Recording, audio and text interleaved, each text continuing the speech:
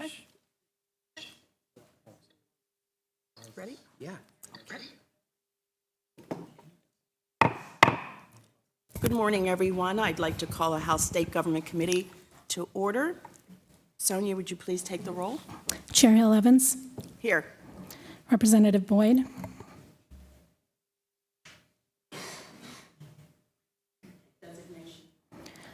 Representative Brennan, Representative Brennan, Davidson, By designation. Green, By designation. Genst, By designation. Howard, By designation. Inglis, Kenyatta, Probst, Sanchez, Schusterman, Waxman, Webster, By designation. Chair Roy, Here. Representative Spanta, By designation. Barger, Bonner, By designation. Brown, Diamond, Fink, By designation. Kozak, Shalaba, Schaefer, Walsh, Weeknecht. We have a quorum. Having established the presence of a quorum, the committee is in order to proceed with business. First one, we have House Resolution 135 by Representative Malagari, and I see that he is here with us. I call up House Resolution 135, printers number 1065. Staff will read a summary of the resolution, please. H.R. 135 recognizes June 19, 2025 as Korean American Citizenship Day in Pennsylvania. The question is, will the committee report the resolution? We have our prime sponsor here, and I recognize Representative Malagari. Thank you, Chairwoman. Appreciate members of the committee as well. Thanks for the opportunity to speak in support of House Resolution 135. This recognizes June 19th of 2025 as Korean American Citizenship Day in Pennsylvania. This year will mark 135 years, no pun intended on the resolution number, since Dr. Philip Jason, who was a physician, reformer, and a proud Pennsylvanian, became the first Korean immigrant to be naturalized as a U.S. citizen. So from his home in Media, Delaware County, to his tireless advocacy for Korean independence in Philadelphia, Dr. Jason embodied the very ideals of civic engagement and democratic values that we hold dear in this Commonwealth. And I'm especially proud to support this resolution as a representative from the 53rd Legislative District in Montgomery County and in part of southeastern Pennsylvania. We are home to a very vibrant and culturally rich Korean American community. From small business owners and educators to artists and community leaders, Korean Americans have deeply enriched the social, cultural, and economic fabric of our region. Their contributions resonate throughout our neighborhoods, our schools, and our institutions, bringing vitality, innovation, and a strong sense of civic responsibility. And this resolution honors not only Dr. Jason's legacy, but also the ongoing story of Korean Americans in Pennsylvania and those who continue to embody the promise of the American dream through hard work, resilience, and active citizenship. And by recognizing Korean American Citizenship Day, we affirm our commitment to embracing the diversity that strengthens our Commonwealth and to encouraging all immigrant communities to take part fully in our civic life in our state. So I would appreciate an affirmative vote, and I thank you for your time. Thank you, Representative. Those in favor of reporting House Resolution 135 as committed will vote aye. Those opposed, no. Sonia, will you please call the roll? Chair Hill Evans, Yes. Representatives Boyd, Brennan, Davidson, Designation yes. Green, Designation yes. Genst, Designation yes. Howard, Designation yes. Inglis, Kenyatta, Probst, Sanchez, Schusterman, Waxman, Webster, Designation yes. Chair Roy, Yes. Banta, Yes by designation. Barger. Bonner, Yes by designation. Brown. Diamond.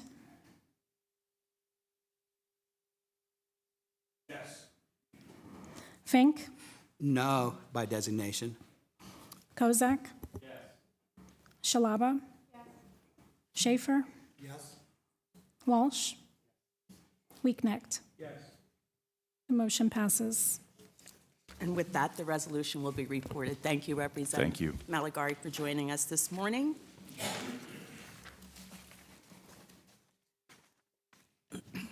And that concludes our regular agenda. We do have other business that has come before the committee. We'll start with House Bill 771 by Mahaffey. You want to House Bill 771 requires voter to produce proof of identification at each election. Okay, so I'm calling up House Bill 771, printers number 991. Mr. Heckman, will you please read a summary of the bill? I'm sorry, should have gone to you first. Apologize. So you can do your version for us, please. House Bill 771 would amend the Pennsylvania Election Code to establish a standard requirement for voter identification for all voters at each election. Acceptable forms of identification mirror current required forms for first-time voters in a precinct. There are 2 additional processes established for a voter who appears at a polling place without an acceptable form of identification. One allows another registered voter of the same precinct to vouch for the identity of the voter without identification. Both would sign a form affirming the identities of the voucher and the elector. The second backup allows for a voter themselves to sign an affirmation under penalty of perjury affirming their own identification. An elector who cannot provide any of these items would be permitted to cast a provisional ballot. Thank you, Mr. Heckman. I do want to recognize that we've been joined by Representatives Boyd and Brennan. So the question is, will the committee report the bill? There is an amendment to the bill, and I will be offering Amendment A00445. Will the committee agree to the amendment? Do you want to, I'm doing it so you can do the amendment, please. A00445 makes several technical changes to the underlying bill and cleans up some existing language to make clear that the provisions within the bill would apply to in-person voting.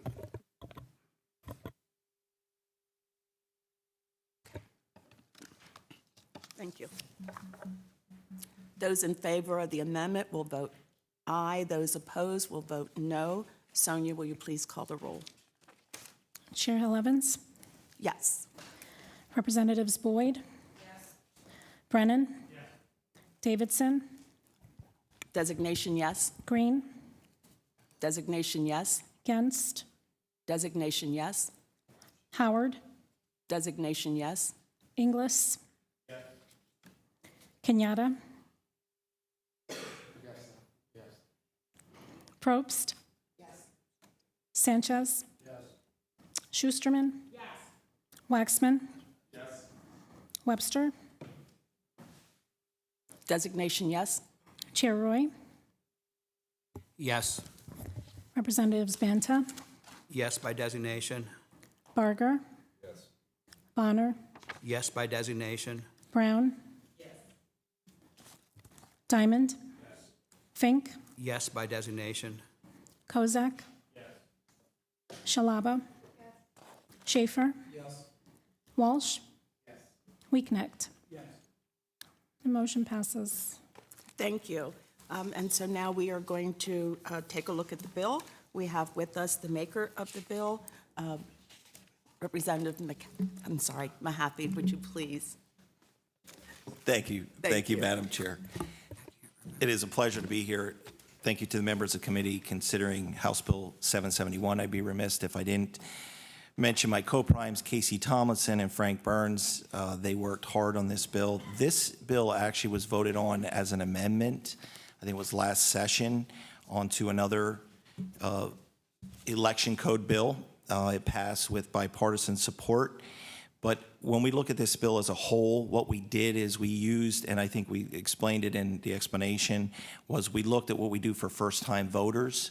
We were able to take that and build upon that to make it constitutional. And we wanted to make sure that we saw that nobody was disenfranchised as far as a voter in Pennsylvania so that they can get their vote. Now, we hear a lot about different things, why people don't vote, why they do. I think we had 77.1% of the people turn out in the Commonwealth as far as voting this year. We'd like to see that at 100%, of course, which is difficult, but we can work on that by doing these kind of things. And I think when you look at the polls, the national poll from Pew Research in 2024, 81% of the respondents wanted some kind of voter ID. And then we also had a local pollster of Franklin and Marshall College showed that 73% here in the Commonwealth were looking for some kind of voter ID. So this really just basically builds upon what we have today and continues to make sure that voters get what they want to do, and that's to the ballot box and making sure they're able to vote. So I want to thank you again for allowing us to vote on this bill today and hopefully on the House floor. Thank you, Madam Chair. You're welcome. Thank you. Is there any discussion on the bill? Yes. Representative Probst. Thank you. I just want to ask two questions because it happened to me when I moved 14 years ago. I went down to vote, and because I was new at my polling place, I had to quick run back home, grab my ID, come back. I never had to bring it again because they knew who I was. I signed, and it matched and everything else. So you're saying that if that situation happens again where, you know, it's right before the polls close, I don't have my ID on me, but they can confirm it's me, I don't need my ID? Correct. So there is what was mentioned before. There's affidavits that you can sign saying this is you and what is going on. So we want to make sure, because if that happens to you when there's only 5 minutes left to vote, that you're making sure. It really did happen to me. Yeah.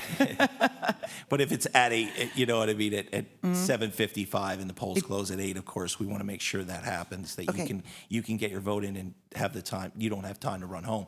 On that, though, I would say that there is parameters in there that basically there's prosecution if you do not, if that affidavit is not true. Of course. So there And then are- my there are second question, stipulations on that.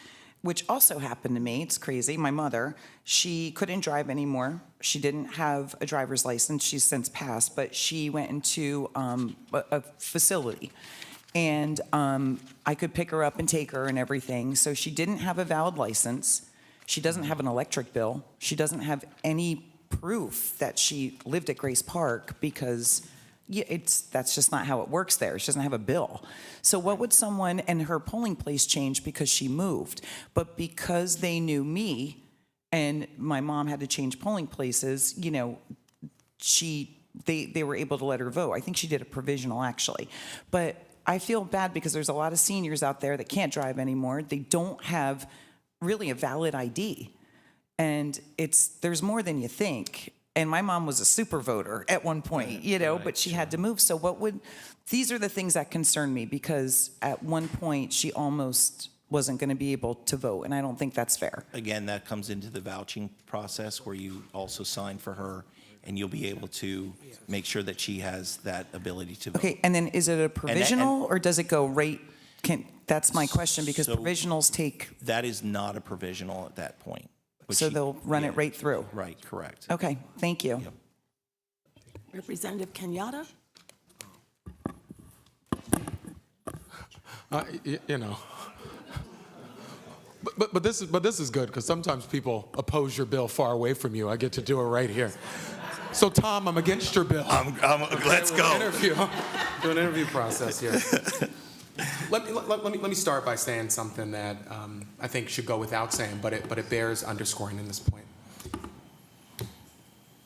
Voter fraud, like many crimes, is a crime, but it's one that's deeply insidious because it cuts at the whole core of our democratic process. And if people cannot trust that their vote is going to be counted, respected, and that their elected representatives are then going to go make decisions on their behalf, we, I think, all understand, and I think there's universal 100% agreement that that's wrong. And I want to say as plainly as possible, If somebody commits voter fraud, they should be held accountable to the fullest extent of the law, and they should go to jail. Be very clear about that. But I also want to make clear in this conversation that if we want to solve issues of voting irregularity and of voter fraud, we should solve the issues of voter irregularity and voter fraud. And frankly, this bill does not accomplish that. Voter ID in this proposal, at its core, would address a basic sort of voter impersonation, somebody showing up to a polling location pretending to either be another person or pretending to be registered to vote and are not properly registered to vote. First and foremost, there is tons of research that that is exceedingly rare, that we do not have a demonstrable list of evidence that would lead us to make the point that we need to be addressing this issue in this way because we do not have enough instances that would even reliably outline this as one of the voter fraud issues that we should be taking up in this moment. But we do have issues as it relates to the integrity of our system. And even small issues on something that's this important should be addressed. But we should talk about the issues that actually do exist. We have issues with people who double vote. People who are registered to vote in Pennsylvania, registered to vote somewhere else. For whatever reason, they didn't drop off the rolls. They double vote. We've seen some instances of that. And those people have thankfully, been held accountable and been prosecuted. And when people are prosecuted for breaking the law, it's because we have good laws and good enforcements of those laws. That's how we know about the prosecutions, because they got caught. And they should get caught. But this legislation doesn't address the very real issue of double voting. It doesn't do anything to further buttress the Shore system in other ways that we can make sure double voting doesn't happen. Another real issue that we could be addressing as it relates to the integrity of our election system is people who are submitting fraudulent voter registrations. We've seen a number of media reports and prosecutions about people who are doing the wrong thing, trying to register people to vote who didn't want to be registered, or are going through the voter rolls and doing things that they should not do. And those instances have been reported on, and some of those instances have been prosecuted. And so if we want to put forward legislation that addresses fraudulent registrations, sign me up to be involved in that. We also have an issue with absentee ballot issues, where folks are submitting ballots on people's behalf, including a very famous example of a guy in 40 Fort, Pennsylvania, the best name of a town in Pennsylvania, I want to say, who submitted a ballot for his deceased mother. Also caught, prosecuted. So on many of these issues, we have laws on the books, and those laws have worked as intended. But as it relates to why we are taking this approach in this moment, we cannot divorce it from how we got here. We got here with people's lack of faith that people say they're addressing because of malicious, disprovable lies. Lies about our election system, lies about the actual areas of vulnerability. I'm not here to say our election system, like any system, is not vulnerable to issues. I just outlined 3 buckets of areas where we have some real vulnerabilities that we could spend some time in this committee trying to put forward and address legislation that would assess and harden our systems to address those real vulnerabilities. But the conversation around voter ID as a cure-all for the safety and security of our election system is driven out of a bunch of malicious lies about the election system. And so I've made this point repeatedly, and I'm going to make it again this morning, that if you want people to have faith in the election system, don't lie about the election system. If you want people to have faith in the election system, a lot of people who told those disprovable lies should say, sorry, I lied to you. Just like some of the instances where we saw folks at a national level in certain news stations that paid hundreds of millions of dollars for the lies that they told and had to go on air and submit public repudiation of those lies. And so I want to be clear, if you're concerned about the integrity of our election system, This bill does not actually address the real vulnerabilities that I think we face.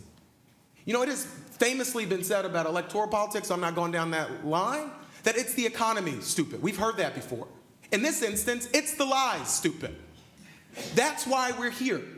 And I just find it sometimes, not with the maker of this bill, for whom I have deep and abiding respect. I'm going to be very clear about that point as well. But some of the people who have jumped up and down the most for this have told the most lies about this very issue. And so we need to be in a position where we're not chasing the ghosts of problems. We're actually chasing real problems. We're actually solving real problems. Now, the maker of the bill said something about public support, about polling. And I think that that's important. It is important that we listen to the polling, that we look at areas where there's vast public support and try to move forward in that way. But for anybody who has followed Harrisburg for 5 minutes, I think you would not be shocked to know we don't do things in this building that necessarily align with what the public supports. If so, we would have passed background checks, which have 86% support according to Franklin and Marshall. If so, we would have passed comprehensive campaign finance reform. Me and Jared Solomon have a bill, look it up, that has 81% approval. We would have passed an increase in the minimum wage. I'll get back to the bill, Madam Chair, I apologize. Thank you. But I'm just making the point here that there are numerous examples of us now holding up public support as the end-all be-all of what we do, and then ignoring public support when it does not align with the things that we don't want to do. So if we want to just go by polling, I'm actually fine with that. Let's print out a list of the polls and let's just pass all the bills that address the top issues, and we can just say a floor of 80% or more support will pass those things. But we don't do that. And so if you are going to watch this later, if you're going to hear about this and you say in Harrisburg they're doing something about protecting the electoral system, I want you to know that Malcolm Kenyatta is committed to protecting the electoral system, that I am committed to holding accountable and seeing prosecuted people that bastardize or do wrong things in our electoral system, that break the law. We should do that. But we should also solve the problems that actually exist. So I'll be voting no on this bill. I think other people should vote no on this bill. But I'll tell you, I'll be a yes on anything that addresses the issues of double voting. I'll be a yes on anything that deals with people submitting fraudulent registrations. I'll be a yes on anything that deals with issues around absentee ballots. And I'll actually be a yes on the next bill that comes up that does something about auditing our vote system so we can also increase people's trust in that way. But I am not going to vote for a bill that in many ways is a solution in search of a problem. I'm not going to do it. And so I am a no. I want to thank the maker for his leadership on many issues, even though we disagree on this one. And I want to thank the chair for the opportunity. Representative Barker? Thank you, Madam Chair. I think I'll disagree with my colleague that on this point. I do believe that this bill gets at a problem, which there are problems, legal problems that we're trying to address. But I do think that, at least in my district, I would like to ask Representative Mahaffey what you think about yours. There is a problem with voter confidence. There are enough people who think, you know, I'm not sure that my vote matters. I'm not sure that I trust the system. And a lot of those same people are saying, you know, it would give me a little more confidence if I knew there was some sort of identification check at the polling place. I mean, that's been my experience in my district. Representative Mahaffey, has that been your experience and yours? I would agree that it's an experience that I think everybody has talked to someone that has that feeling. And I think the good representative from Philadelphia has a point that there's other bills that we need to pass to bring back confidence into our voters. As I said, 77.1% of the Pennsylvanians turned out to vote this year. So somebody figures, maybe I don't care what's my vote matter, whatever that may be. I get that. And I fully understand where you're coming from, and that's okay. We can agree to disagree on different things. That's what makes this great about having these conversations, moving bills, trying to get them better, make them for all the people of Pennsylvania. Yes, I represent Hershey, you represent Philadelphia, you represent, what county is it, and I apologize. It's some county out there. It's some county in the middle, the western It's the best state. one. Blair County, I think it is. So I apologize for that, but we all have that, right? And you hear that constantly. I think social media has taken over this issue, and there's a lot of myths, and I will say there's a lot of lies, but there's a lot to it. This isn't the end-all, be-all fix. It is not. But it is a good start. And I think we have an opportunity to. Do you think it gets that confidence, though? Even if it's Do, just a do little I bit? do I believe? Here's what I would say, and I'm in an industry that we have to ID people. So my business, you require identification. When I went to the library and got a library card years ago, I had to have my ID. You know, whether you almost have to have your ID for everything, some sort of ID, to make sure that you're who you are, right? Because we have a lot of fraud out there, and there is fraud. Not talking about election fraud, I'm talking about fraud in general. You know, people get scammed all the time, things happen. That's why I think this bill does exactly what we need it to do. It does not disenfranchise anybody, and there's many, many options in here to bring many different kinds of identification.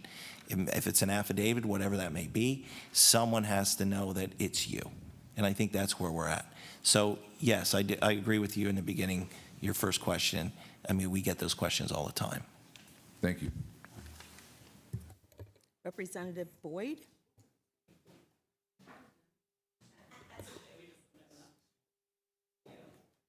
Thank you, Chair. And I really appreciate my colleague who spoke before me, Representative Kenyatta. I hate going after him usually because he's very dynamic and says almost everything I need to say.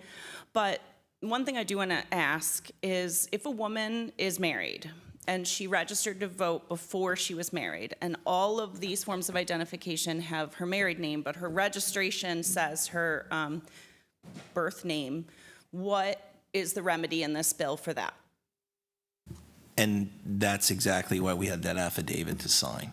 So if there is a problem in any manner whatsoever, you know. Someone else can vouch for her? Well, you can either do that, or you have the affidavit that you sign yourself saying that it is you, and this is, you know, who you are, even though your name is different because you're married or whatnot. It's happened in Yeah. my community many times, actually. I also live in a community that's highly immigrant, and then spellings, somebody's Sure. name on their driver's license may have a different spelling because it was a name that the person who was doing the information didn't understand.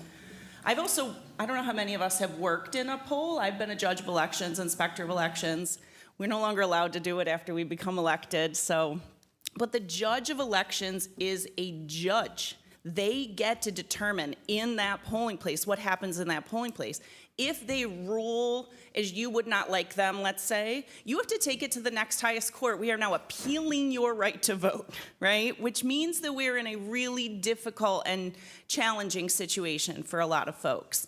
I've watched people do that. I've helped people do it. It's not easy. It's a lot of work.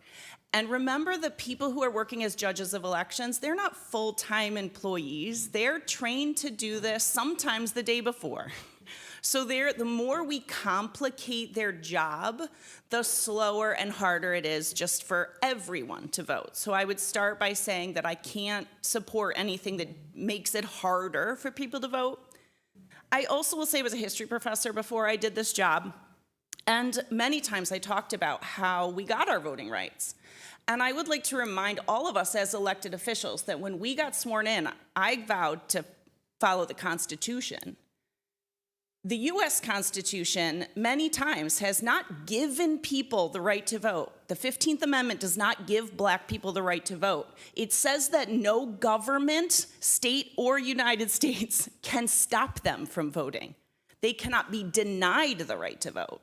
The 19th Amendment says that women cannot be denied the right to vote by their state, by their government, on the right of their sex. How could I vote for this after I swore an oath to the Constitution and then vote on something that denies some women the right to vote? I would be in a conflict. I cannot let the state, I cannot be a part of letting the state affect the right to vote that was not given to people. It was oppressed from them by us.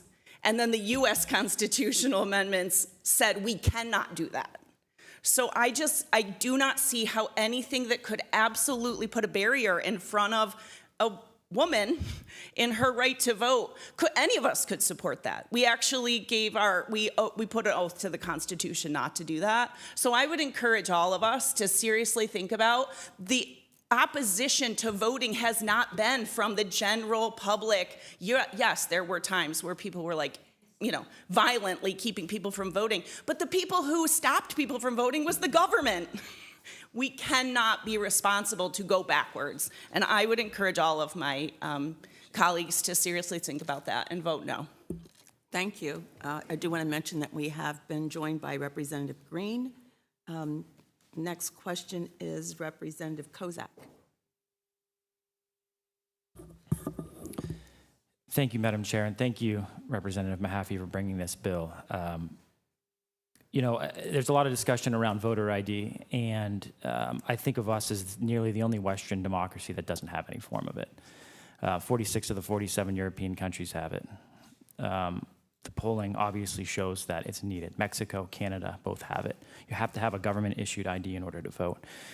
And I don't think it's a matter of preventing people from voting. It's just ensuring security in our elections is vital, and I think that's what Americans want, to have confidence, just like all of the other Western democracies have. And, France, Italy, Netherlands, Norway, Sweden, they don't allow absentee voting for people who are in country. They go a lot further. And voter fraud is not something that, we should take lightly. Birmingham, England, 40,000 votes discovered in 2004. Fraudulent votes. Hundreds of thousands in France in the 1970s on the island of Corsica. These sorts of things caused Western democracies to adopt these provisions for us. So I think it's really important that we start taking these steps and get serious about this. This is not to prevent people from voting. This is to ensure that we have citizens of this country voting. So my question to you is, do you think that it's unreasonable for the United States of America to be the only Western democracy that's not requiring some form of voter ID? So every state sets their own election laws, okay? And we actually do have voter ID in Pennsylvania. Yes. The first time we vote, we have voter ID. Mm-hmm. We are taking this one step further, and we are saying every time you come in, you show your ID, or you're vouched, or you sign an affidavit, or whatever that may be, but you are getting that. So we can talk about other countries, which is great, and I understand that, and I fully get where you're going on that. But as far as the United States and how we do things, we set up our own voter laws. We passed a law in 2019, which I was here for, which I voted, was Act 77, and we changed the way we can vote by no excuse absentee ballots. And we did that, and of course, then we had the pandemic, and that you're seeing more and more people vote that way. You have to show your ID for that. You have to have your ID. This does not affect any of that because that already is set, and that's where that is at this point in time. But as far as in person, we have it. We're just expanding it, and I think it's where we need to be. Thank you. You're welcome. Thank you. We have been joined by Representative Webster and Representative Schusterman. Thank you very much, Chairwoman. And so I kind of have a follow-up question from my colleague, Representative Probst. So you did mention that when it comes to seniors, and I'll give my parents an example, they just moved to a new community and a new county right around election time. So I work full-time. There's no way I could vouch for them. They could sign their own affidavit. That's what you claim, that they could sign an affidavit. My concern is, as we get older, our handwriting really changes. My mom's vision is is minimalized now. So one, I would like you to address that. What if the signatures don't match? And then I have a second follow-up question. So you're saying as far as going to the county, another county, like changing, I think that you have that issue now, right? No matter what, if your parents go and change their residency, especially if it's in another county, and how that transfers and whatever that may be. Right, but how does this, so instead of including our seniors in this bill and including their, I guess, distinct situationships that they have, to make sure, I view like a voter ID bill as also making sure the people who vote aren't going to have an obstacle. This has been out there.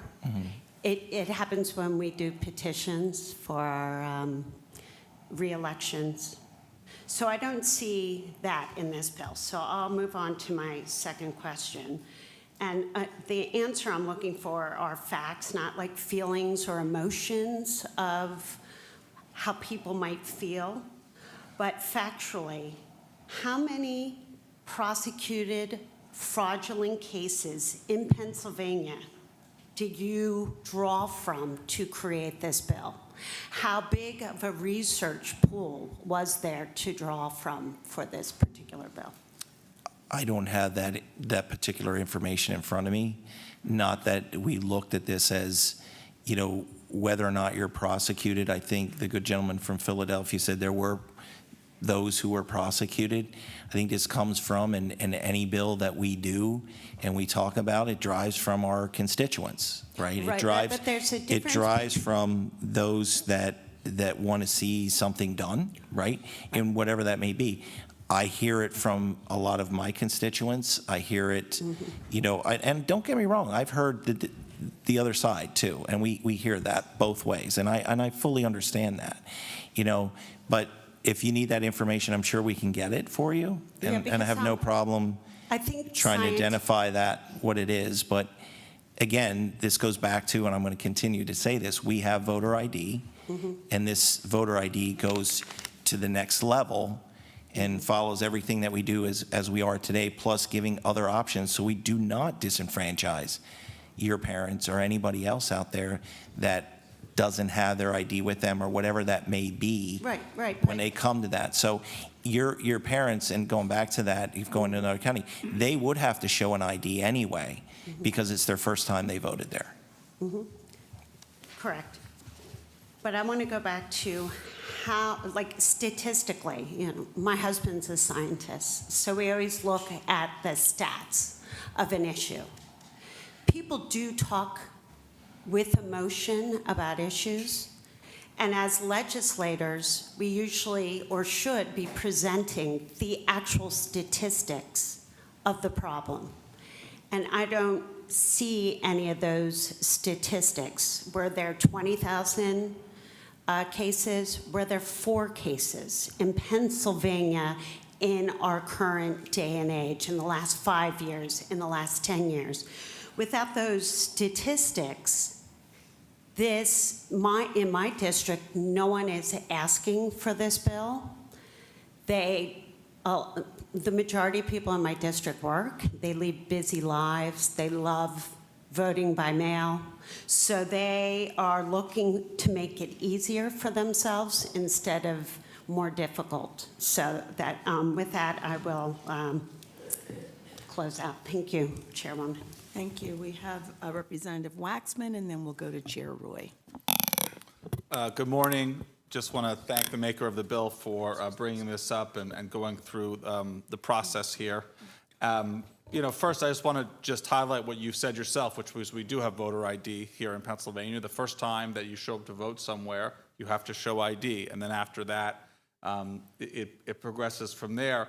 But I think just real quickly, most of my colleagues have really raised a lot of the points that I was going to raise, but there really is no widespread evidence or even credible allegations of voter fraud in Pennsylvania. There are 0 credible claims of widespread voter fraud here in Pennsylvania or anywhere really in the United States. I'm going to vote no on this bill for a lot of reasons, but one thing that I just want to raise is that it is a bill that is very, very complicated, actually, and in particular is very complicated the types of forms of identification that are suddenly going to be able to be shown at a polling place. And I'm not only concerned about the voters, but I'm concerned about the poll workers. When you add all of a sudden so many different things that poll workers are going to be responsible for checking or not checking, I mean, these are volunteers or people who are paid very little to come and work for a day or so to make sure that our elections operate. And I think that you potentially put them in extremely dangerous situations potentially when you've given them, so many different ways essentially that they can screw up and make mistakes. So I really think the complexity is a real issue. The second thing that I just want to say, and I just want to address something that was said about that this could somehow address the concerns that exist about election integrity in our Commonwealth and in our country. And let me just fast forward to what is going to happen. Let's say this bill does make it out of committee, and it does make it out of the House into the Senate and is signed into law by the governor. It will do nothing to address those conspiracy theories about our elections, because the conspiracy theories are not based on reality. They're not based on fact. And so there is nothing that can be done legislatively that will ever address the nonsense that has circulated in our political discourse for years now. As long as we have elected officials who want to play games and talk about chemtrails or QAnon or one of a million other crazy conspiracy theories that are embraced by so many people in our political system today and playing footsies with all kinds of crazy ideas, that is what must change. That is what has to be different. So I'm going to be a no vote. Okay, we're going to adjust that. We have Representative Inglis who would like to say a few words, and then we're going to go to Chair Roy. Thank you, Chairwoman. I would just like to say a few things. I agree with many of my colleagues on both sides regarding a lot of concerns today that have been brought up. The issue at hand, I think one of the important things to address is that most of all, I do, what resonates with me is the idea that we're entertaining misinformation, the election deniers. But this issue, which does have popularity in many parts of the state, many of our communities, predates a lot of the most recent election denial. I think that, I would agree that this bill expands. I agree with the maker of the bill that it expands the amount of people that would be voting in an election by allowing alternate forms of ID that are not currently allowed. I know personally 2 people from my community that in the past were turned away from a polling place because it was a new polling place for them not having an ID on hand.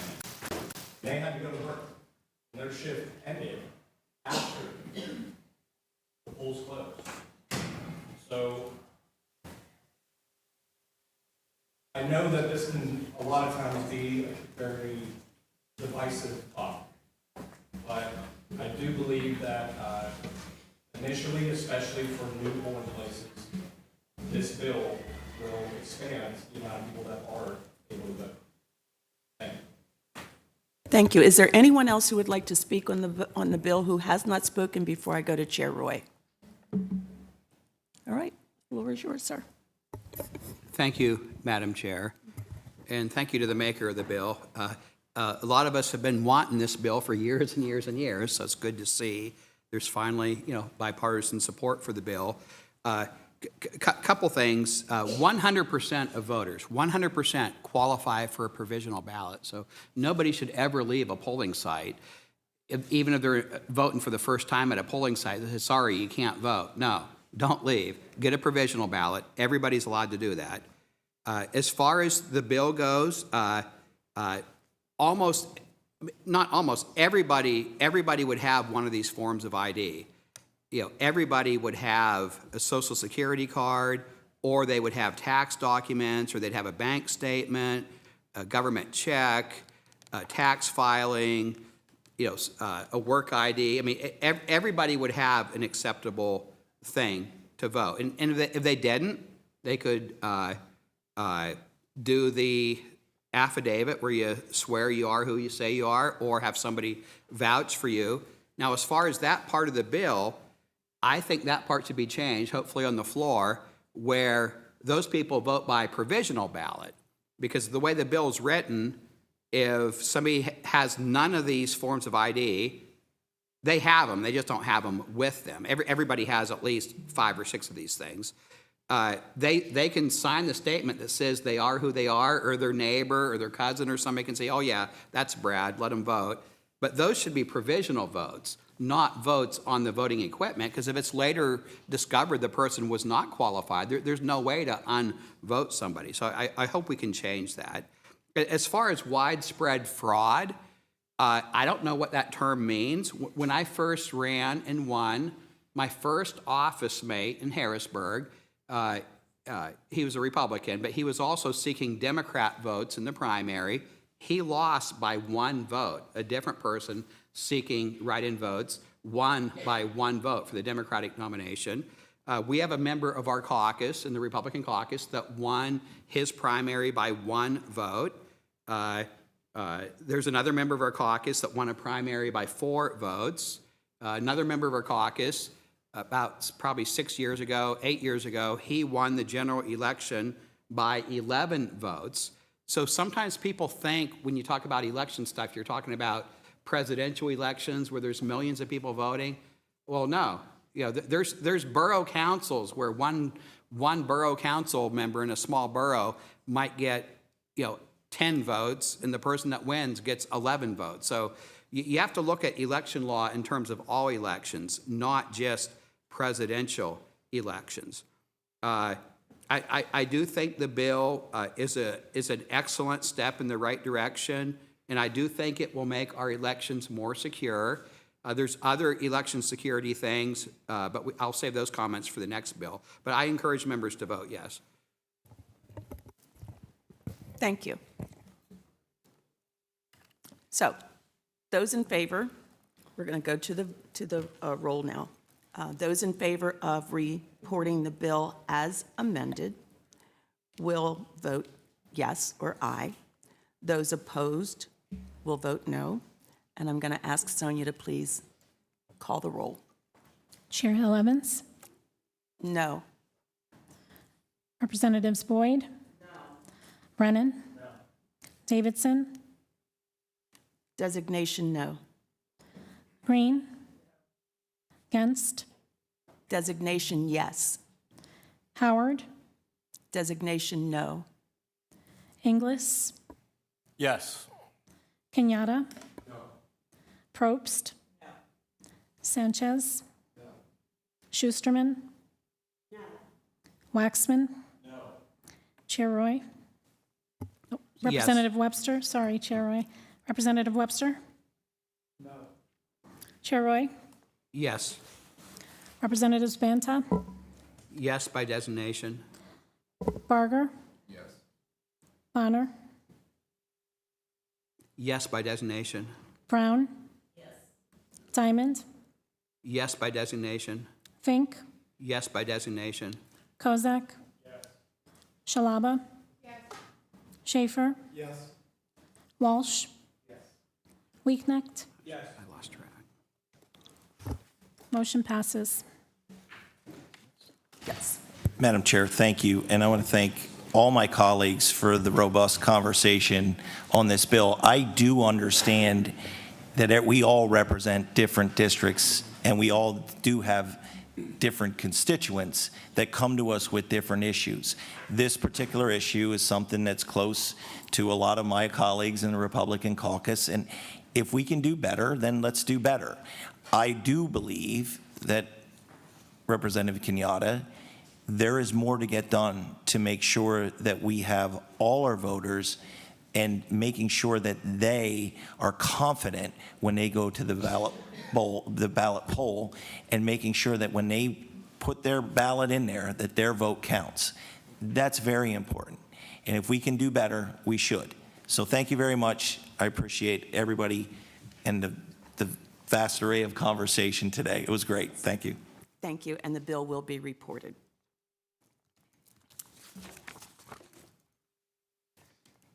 Thank you.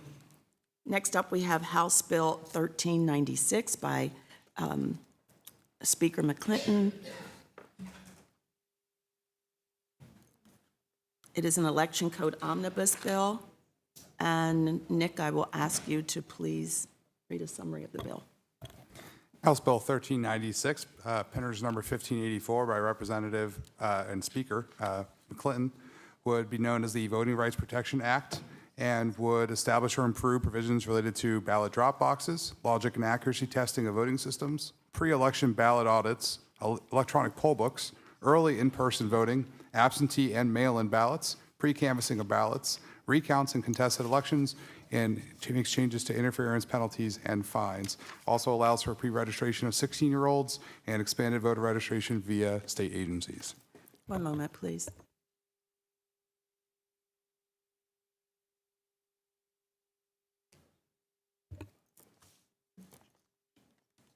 Okay.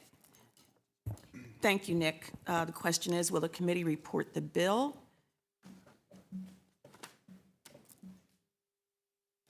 And to that, are there any comments on the bill?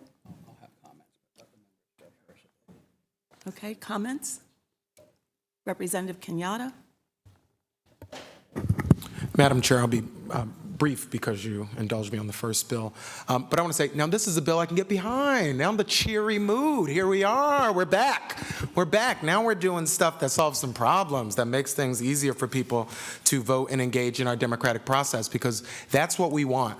That's what we want. We want people engaged in the democratic process and to vote the way that they want to vote. But I'll just make a final point, on this, whether it's the drop boxes or the pre-canvassing of ballots, whether it's the ability for people to vote early and in person, and having electronic poll books that make sure things like the double voting, which I mentioned before, can occur. These are the types of reforms that I hope also get bipartisan support, because these are the things that not only increase trust and faith in the elections, or should, but that also put us in a position where we're making it as easy as possible for people to engage. And I would just make this point as somebody who has lost elections.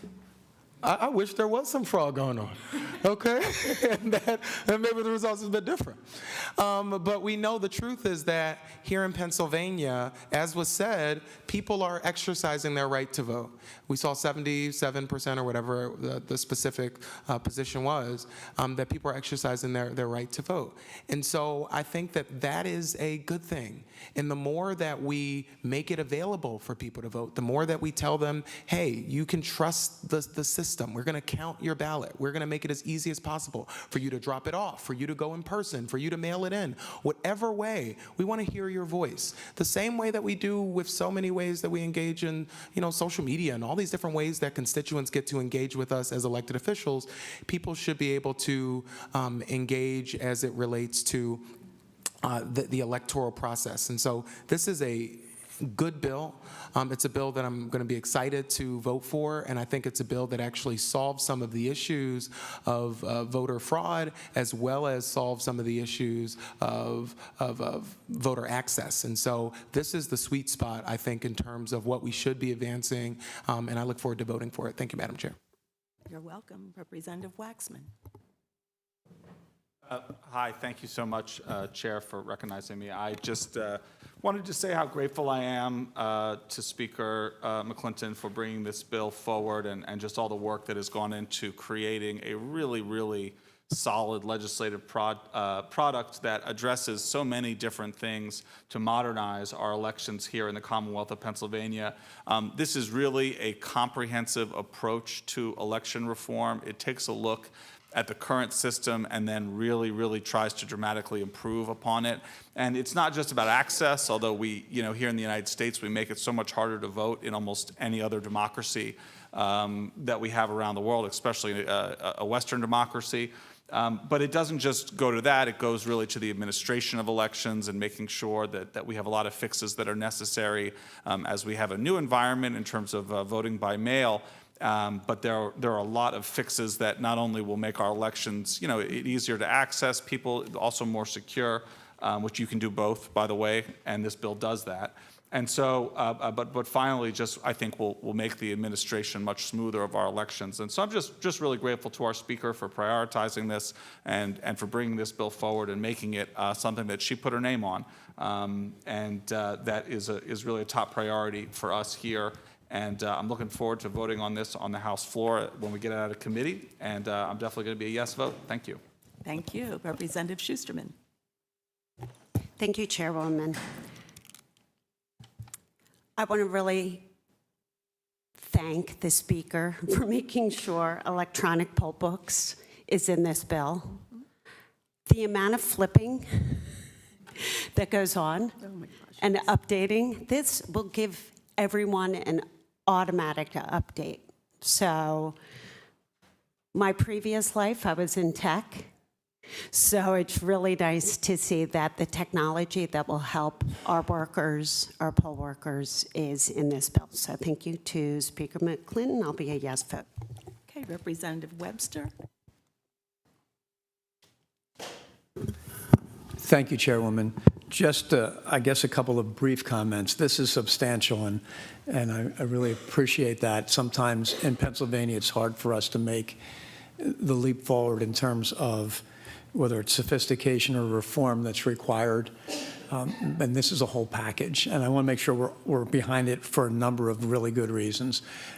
I'll mention that the Joint State Government Commission in previous years had a series of recommendations. They're included in this bill. Representative Kenyatta and I had various bills of various parts of those commission recommendations, and they've been included. There are other feedback systems. A couple of years ago, after election cycle, we had 32 hearings in the State Government Committee, and what we learned best from those things, like pre-canvassing and dates, are included in this bill. It's substantial, and I'll just end with a little bit of a personal anecdote, but I think it's important for where Pennsylvania needs to be.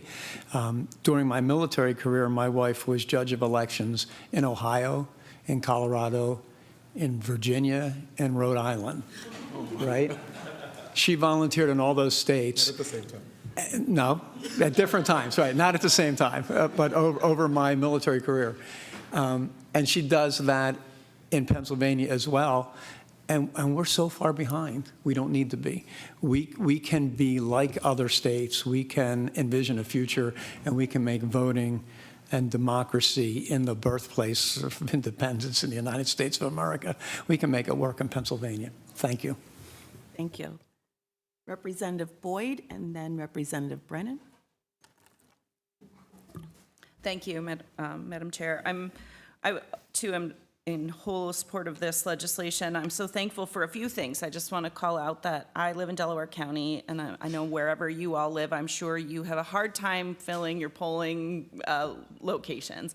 Increasing the pay to at least $175 for that day is going to make a huge difference in our ability to get people to take a full day off of work, maybe pay for childcare all day long out of their own pocket. So this is something that I think is a huge benefit to the people of Pennsylvania who are willing to give their time and do that. I also do appreciate the intergovernmental relationships here because, like Representative Webster mentioned, other states can do this, we can do this, and I just want to call out that I really appreciate that the Department of Health will be involved to make sure that anyone who's passed away will be removed from the rolls, that anyone who, goes up to a PennDOT and registers with their drivers to get their driver's license still has opportunity to register to vote. And near and dear to my heart, because I have teenagers in my life, thank you for allowing students to pre-register, because when you turn 18, it's confusing and there's a lot going on, and sometimes it's just necessary to make sure that they have a lot of time and understanding of what they're doing. And so I just want to say thank you to the maker, obviously, and I'm in full support of this bill, but those three I wanted to just mention. Thank you, Rep. Brennan. Yes, I'm definitely supportive of this bill. You know, one of the defining features I've seen over the last few years is sort of a distrust in government. You know, we've seen creeping democratic norms. We've seen so many things happen that that undermine the trust in our process, and a lot of those are self-inflicted wounds. I think this bill helps two or three main categories. The two that I'm thinking of, you know, as a former solicitor for election boards, I think it's going to help our, you know, valiant election workers who go in there and do a really hard job and don't get any credit. And, you know, people who care about the democratic process and people who care about trust in our government. And if we're going to say that we do that, I think we have to make our elections function. You know, Republican, Democrat, we have heard all across the state, and I personally witnessed it as an election attorney, waking up on election day in like 2020 with the new law going, oh my God, we have to operate under this rule, like how is it even possible? So I think we've had some experience. I was also one of those people who litigated in 2020, and you know, I try and keep credibility with my colleagues here. I think we have to really be honest about you know, where the fact is and where the allegations and politics are. You know, I litigated in 2020. I'm an honest man. The whole case was over notice and opportunity to cure, and whether we're going to give due process to people who vote by mail, and whether we're going to treat them like any other American. You know, I am not an ideologue. You know, I had a Federalist Society judge say that the entire case was a Frankenstein's monster. Like, that doesn't happen in a court. I think we have to do things, like we are playing with fire right now in this country in terms of how we interact with each other, how we treat the process, all these norms that we change. And I think what we're doing here today, hearing out two sides of a problem, there's a great opportunity to fix some of the things that people are concerned about, some of the things that we can do better. I really hope we do that. I mean, one of my main goals this year was to talk to my fifth graders in my school district to try and bring them into this building, to have them realize that we actually can do good things. We can be a government that works for them and that cares about them and that expects big things from them. But we have to be able to encourage. We have to stop attacking the process, and we have to make sure that local government, like Republican, Democrat, whoever they are out there, have an opportunity to run these elections in an efficient way. This bill does that. Maybe we have an amalgamation bill at some point that everybody can be happy with. But I think this is a great start. I'm happy we're moving this. Thank you. Chair Roy. Thank you, Madam Chair. I have concerns about the process that's being used here. This 98-page bill was called up for a vote 20 hours and 9 minutes after it was introduced. And that's just not adequate time to read and understand and get feedback from our county election boards in that brief time period. It's just not, you know, if we're trying to instill confidence in the election system, and a huge bill, you know, this thick, is introduced and ramrodded through at the last minute, that probably has the opposite effect. Our sources at CCAP didn't know anything about this yesterday at lunchtime, and I'm concerned with all the things counties would have to do to implement this. I'm concerned with some of the costs, you know, $60 million for poll books. That's more like $80 million or $90 million with interest to pay back those bonds. The postage mandate, the increase in workers' pay, the drop boxes, staffing early voting sites for 8 hours for, you know, a week before the election. This is going to be very, very expensive for counties, very expensive for the state. I think it would just be good if there would have been more time to like review this stuff and understand it more fully. But anyways, there's a lot of different elements of this bill. I myself, even as the chair, even after reading the bill, even after talking with staff, I'm still struggling to fully understand everything that's in this bill. And it's almost like the famous, we have to pass it to find out what's in it, theory that was used a few years ago at the federal level. But I'm going to urge a no vote on the bill. I can't in good conscience vote for this. As I learn more about the bill and study it more and talk with my local election boards and talk with some constituents, my opinion could change. But for now, I'll be a no vote. Thank you. I want to say thank you to everyone who worked so diligently on this bill.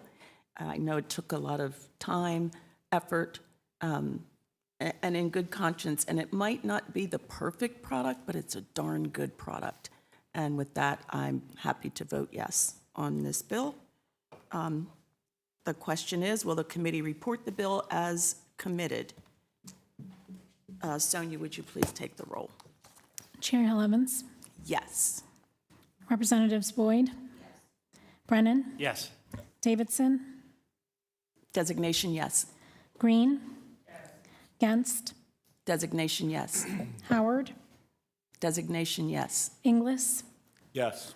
Kenyatta, Probst, Designation yes. Sanchez, Schusterman, Designation yes. Waxman, Webster, Chair Roy, No. Representatives Banta, No by designation. Barger, No by designation. Bonner, No by designation. Brown, No by designation. Diamond, Fink, No by designation. Kozak, Shalaba, Schaefer, No by designation. Walsh, Weaknecht. The motion passes. Thank you, and the bill will be reported. Since that is all of the information that has come before the committee, this committee is adjourned.